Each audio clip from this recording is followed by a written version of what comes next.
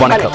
நீங்கள் இணைந்து கொள்வது இலங்கையின் முதல்தர செய்தி வழங்குனர் நியூஸ் ஃபர்ஸ்டின் பிரதான செய்திகளோடு உங்களோடு இணைந்து கொண்டிருக்கும் நாங்கள் ஜெனி ஜீவராஜ், ஜெஃப்ரி ஜெபதர்ஷன். விரிவான செய்திகளுக்கு செல்லும் முன்னர் முதலில் இன்றைய தலைப்புச் செய்திகள். மஹசின் சூறாவளியினால் பல பகுதிகள் பாதிப்பு. யுகாண்டாவிற்கான புதிய இலங்கை உயர்ஸ்தானிகர் ஆலயம் திறப்பு. அனைவராலும் நிராகரிக்கப்படும் அரசியலமைப்பு தொடர்ந்து முன்னெடுக்கப்படுவது ஏன்? மாதுலுவாவை சோபித்த தேரர் கேள்வி. பாகிஸ்தானின் பொது தேர்தலில் வெற்றி பெற்ற நவாஸ் ஷெரீஃபை இந்தியாவிற்கு விஜயம் செய்யுமாறு அழைப்பு. சீரற்ற வானிலையினால் உயிரிழந்தவர்களின் எண்ணிக்கை 3ஆக உயர்ந்துள்ளது. ஹட்டன் டிகோயா நகரில் வெள்ளத்தில் சிக்கி இன்று பிற்பகல் 2 உயிரிழந்துள்ளனர். 7 வயதான சிறுமியும் அவரது பாட்டியான 62 வயதான ஜுவதியும் இவ்வாறு உயிரிழந்துள்ளதாக போலீசார் குறிப்பிட்டனர். அவர்களது வீடு வெள்ளத்தில் மூழ்கியுள்ளதாகவும் போலீசார் தெரிவித்தனர். இதேவேளை சீரற்ற வானிலையினால் ஏற்பட்ட அனர்த்தத்தினால் யாழ்ப்பாணத்திலும் ஒருவர் உயிரிழந்துள்ளார். மஹசின் சூறாவளியினால் நாட்டின் பல பகுதிகளிலும் கடும் காற்றுடன் மழை பெய்து வருகின்றது. தென்மேற்கு வங்காள விரிகுடாவில் ஏற்பட்டுள்ள சூறாவளி நேற்றைய தினத்தை போன்றே இன்றைய தினத்திலும் வலுப்பெற்றுள்ளதை காணக்கூடியதாக உள்ளதென வளிமண்டலவியல் திணைக்களம் குறிப்பிட்டது. எனினும் இந்த சூறாவளி இலங்கைக்குள் பிரவேசிப்பதற்கான வாய்ப்புகள் இல்லை என திணைக்களம் எதிர்வு கூறியுள்ளது. மஹசின் சூறாவளியானது இன்று அதிகாலை திருகோணமலையில் இருந்து வடகிழக்கு திசையாக 650 கிலோமீட்டர் தொலைவில் மையம் கொண்டிருந்தது. சூறாவளி இன்றைய தினத்திற்குள் இலங்கைக்கு அருகிலிருந்து விலகிச் செல்லும் என வளிமண்டலவியல் திணைக்களம் எதிர்பார்க்கின்றது. மஹசின் சூறாவளி எந்த திசையை நோக்கி செல்கின்றது? அமர்ந்தும் மஹசின் சூறாவளி தொடர்பாக விரிவான தகவல்களை உங்களுக்கு வழங்க காத்திருக்கிறோம். தொடர்ந்தும் இது தொடர்பான தகவல்களை வழங்க உங்களுக்காக காத்திருக்கிறோம். மஹசின் சூறாவளி வடமேல் திசையாக பயணித்து அதன் பின்னர் வடகீழ் திசையை நோக்கி செல்லும் என்பதே இந்த செயற்கைக்கோள் புகைப்படங்கள் தெளிவுபடுத்துகின்றன. எதிர்வரும் தினங்களில் மஹசின் சூறாவளி இந்த வழியினூடாக குறிப்பாக உங்களுக்கு பார்க்கக்கூடியதாக இருக்கிறோம். இந்த மஹசின் சூறாவளி பங்களாதேஷில் சென்ற மியான்மர் திசையை நோக்கி பயணிக்கும் என எதிர்பார்க்கப்படுகிறது. புதிய தரவுகளின் பிரகாரம் சூறாவளி மணிக்கு 83 கிலோமீட்டர் வேகத்தில் காற்று வீசும் என தெரிவிக்கப்படுகிறது. காற்றின் வேகம் மணிக்கு 101 கிலோமீட்டர் வரை அதிகரிக்கக்கூடும் என எதிர்பார்க்கப்படுகிறது. மஹசின் சூறாவளி பங்களாதேஷ் அல்லது மியான்மருக்குள் வியாழக்கிழமை இரவு அல்லது வெள்ளிக்கிழமை அதிகாலை வேளையில் பிரவேசிக்கக்கூடும் என வளிமண்டலவியல் திணைக்களம் எதிர்வு கூறியிருக்கிறது. இது தொடர்பில் நியூஸ் ஃபர்ஸ்ட் தொடர்ந்து அவதானித்துக் கொண்டிருக்கும். பங்களாதேஷ் மற்றும் மியான்மர் ஆகிய நாடுகள் இந்த சூறாவளியை எதிர்கொள்ள தயாராக உள்ளனவா? பங்களாதேஷ் மற்றும் அதனை அண்மித்த நாடுகளைச் சேர்ந்த மீனவர்களை கடற்சார் தொழிலில் ஈடுபட வேண்டாம் என அந்த நாட்டு வளிமண்டலவியல் திணைக்களம் எதிர்வு கூறியுள்ளது. அதேபோன்று அந்த நாட்டிலிருந்து கடற்தொழிலுக்கு சென்றுள்ள அனைத்து மீன்பிடி படகுகளையும் கரைக்கு மீண்டும் வருமாறு அறிவுறுத்தல் விடுக்கப்பட்டுள்ளது. இதேவேளை எதிர்வரும் 48 மணித்தியாலங்களுக்குள் இந்தியாவின் தமிழ்நாடு, ஆந்திரா மற்றும் கர்நாடகா ஆகிய மாநிலங்களில் மழையை எதிர்பார்க்க முடியும் எனவும் தெரிவிக்கப்படுகின்றது. மஹசின் சூறாவளி இலங்கைக்குள் பிரவேசிக்காத போதிலும் வடக்கு மற்றும் கிழக்கு பகுதிகளில் இன்றைய தினம் 200 மில்லிமீட்டர் மழையை எதிர்பார்க்க முடியும் என வளிமண்டலவியல் திணைக்களம் எதிர்வு கூறியுள்ளது. அம்பாறை மாவட்டத்தில் இன்று அதிகாலை வீசிய கடும் காற்று காரணமாக சில பகுதிகளில் மரங்கள் வேருடன் முறிந்து விழுந்துள்ளதுடன் கட்டடங்கள் சிலவற்றுக்கும் சேதம் ஏற்பட்டுள்ளது. அக்கரைப்பற்று கல்முனை நகருக்கு அருகில் மரம் ஒன்று முறிந்து விழுந்துள்ளதால் அந்த வீதியினூடான போக்குவரத்துக்கும் தடை ஏற்பட்டிருந்ததுடன் சில மணித்தியாலங்கள் மின் விநியோகமும் தடைப்பட்டிருந்தது.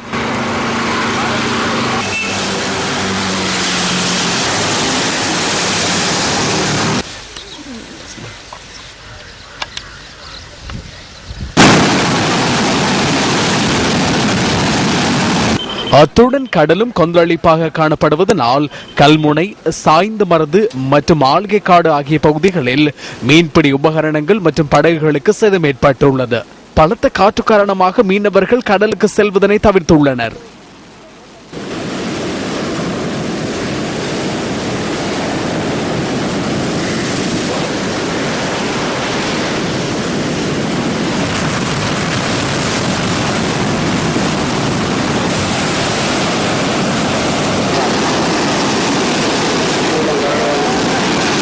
இதேவேளை கடும் காற்று காரணமாக நிந்தவூர் மாவட்ட வைத்தியசாலை உள்ளிட்ட சில கட்டடங்களின் கூரைகள் சேதமடைந்துள்ளன.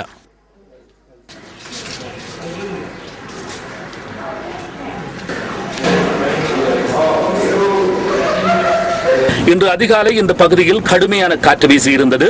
சில பகுதிகளில் மரங்கள் வீழ்ந்ததாகவும் தகவல்கள் தெரிவிக்கின்றன.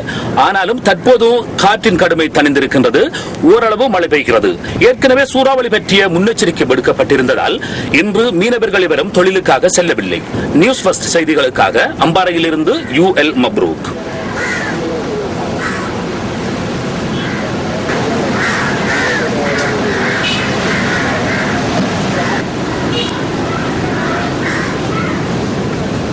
திருகோணமலை மாவட்டத்தில் இன்று அதிகாலை முதல் மழையுடனான வானிலை நிலவுவதுடன் கடல் கொந்தளிப்பாக காணப்படுவதாக எமது செய்தியாளர் குறிப்பிட்டார். இதன் காரணமாக வள்ளங்கள் உள்ளிட்ட மீன்பிடி உபகரணங்கள் கடலில் அடித்துச் செல்லப்பட்டுள்ளன.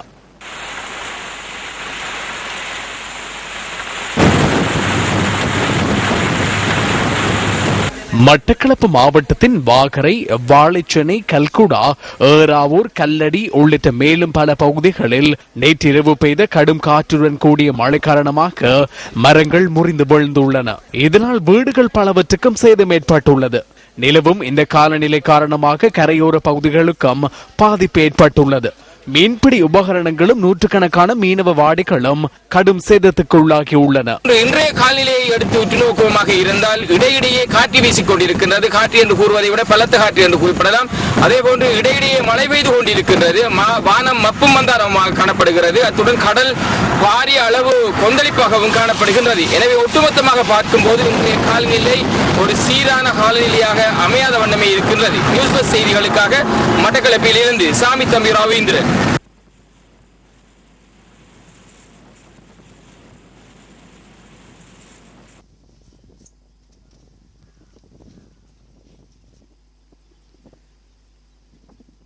இதேவேளை வடபகுதியிலும் இன்றைய தினம் பலத்த காற்றுடன் கூடிய வானிலை நிலவியது.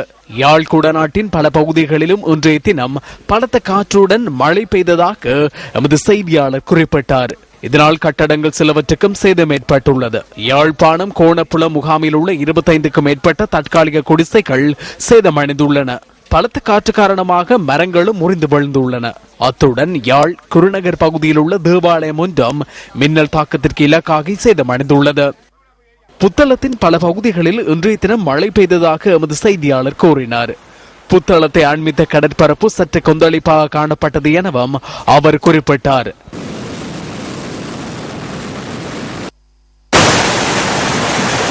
மத்திய மலைநாட்டில் நேற்றிரவு முதல் பெய்து வரும் கடும் மழையினால் ஹட்டன் மற்றும் டெக்கோயா ஆகிய பகுதிகளில் இன்று வெள்ளப்பெருக்கு ஏற்பட்டிருந்தது.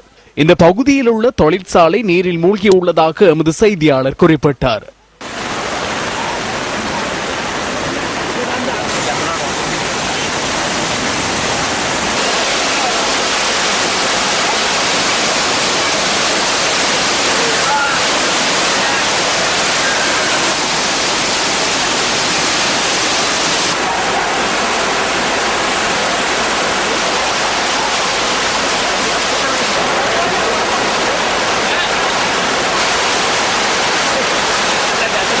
ஹட்டன் நுவரெலியா பிரதான வீதியின் குடாஓயா பகுதியில் உள்ள கால்வாய் ஒன்று பெருக்கெடுத்தமையினால் பல வீடுகள் நீரில் மூழ்கியுள்ளன.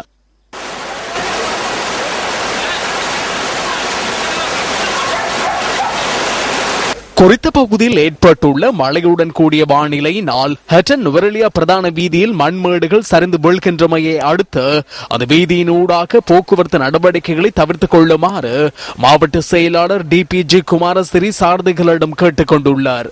அதிக மழையுடன் கூடிய வானிலையினால் விமல சுரேந்திரா நீர்த்தேக்கம் பெருக்கெடுத்துள்ளது. லக்சபான நீர்த்தேக்கத்தின் 2 வான்கதவுகள் திறந்துவிடப்பட்டுள்ளதாக எமது செய்தியாளர் குறிப்பிட்டார்.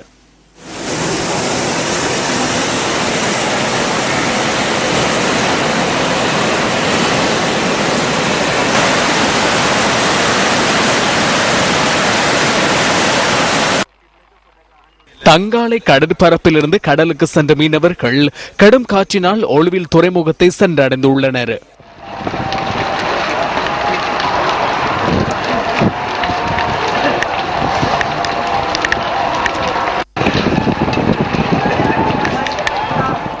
கடும் காற்று மற்றும் மழையுடன் கூடிய வானிலையினால் நீர்கொழும்பு மற்றும் கட்டுநாயக்க ஆகிய கடற்பரப்பில் மீனவர்கள் இன்று மீன்பிடி நடவடிக்கைகளில் ஈடுபடவில்லை. மெதிரிகிரிய வடிகவேவ பகுதியை ஊடறுத்து இன்று வீசிய காற்றினால் வீடுகள் சேதமடைந்துள்ளன.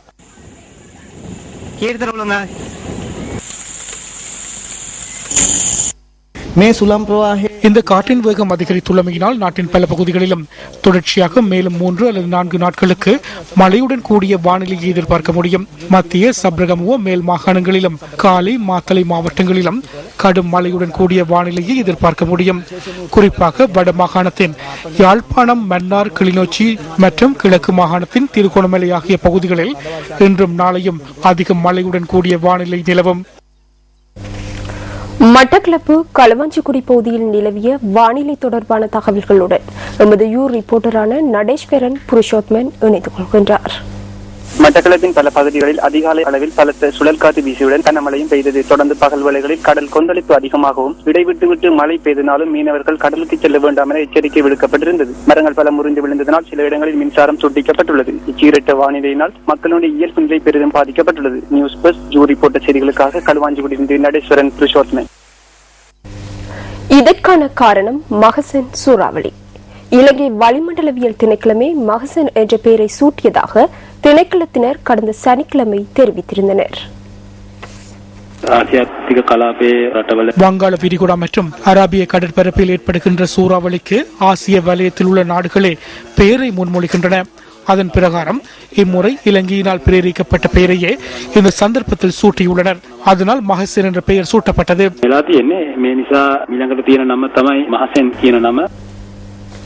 எனினும் மகசன் என்ற பெயரை சூட்டியமை குறித்து வளிமண்டலவியல் திணைக்களம் இன்று இவ்வாறான கருத்தை வெளியிட்டது. இந்த சூறாவளி காரணமாகவே எமது குளங்கள் பெருக்கெடுத்தன. வடகில் பருவ பேச்சு காற்றினால் பெற்றுக் கொள்ளப்படுகின்ற மழை நீரினாலேயே குளங்கள் நிரம்ப வேண்டும். எனினும் இந்த இடத்தில் நாம் மிகவும் அவதானம் செலுத்த வேண்டிய விடயம் யாதெனில், மக்களினால் கடவுளாக போற்றப்படுகின்ற ஒருவரின் பெயர் இந்த இடத்தில் சூட்டப்பட்டுள்ளமை குறித்து கவனம் செலுத்த வேண்டும். இதனால் ஏதேனும் ஒரு வகையில் மக்களின் மனம் கஷ்டத்துக்குள்ளாக இருப்பின் அதற்கான மன்னிப்பை நாம் கோருகின்றோம். அந்த பெயரை உபயோகிப்பதை எமது வளிமண்டலவியல் திணைக்களம் நிறுத்தியுள்ளது.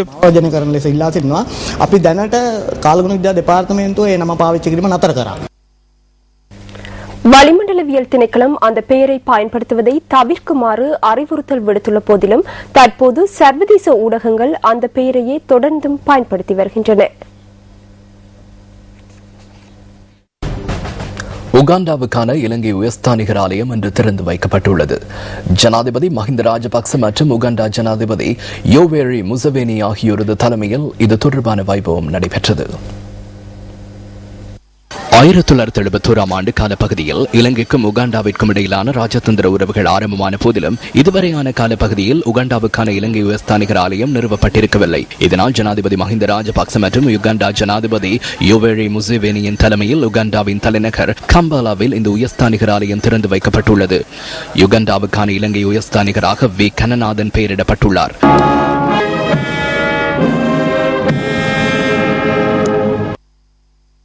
ஜனாதிபதி உள்ளிட்ட தூதுக்குழுவிற்கு யுகாண்டா ஜனாதிபதியினால் நேற்று இரவு விருந்து உபசாரம் வழங்கப்பட்டுள்ளது. அந்த நாட்டில் உள்ள ஏனைய தூதுவர்கள் மற்றும் உகாண்டாவில் உள்ள இலங்கை வர்த்தகர்கள் சிலரும் இந்த நிகழ்வில் கலந்து கொண்டனர். விளம்பரங்களின் பின்னர் நமது பிரதான செய்திகள் தொடரும்.